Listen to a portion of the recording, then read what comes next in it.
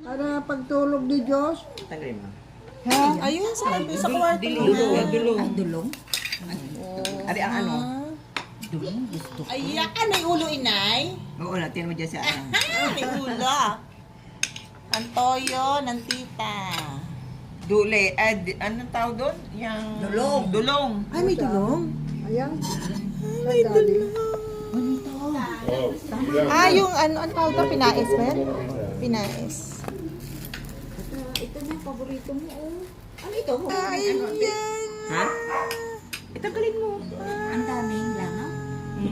Namin lang. Siyempre, ang suman. Walang square. Ayun, may square! Ila, kain na. Ayan. Alin? Damit mo, damit mo. Ay, idamit. Paborito mo yan. Ano ba ito? Good for one serving lang ito? Isa? Siguro.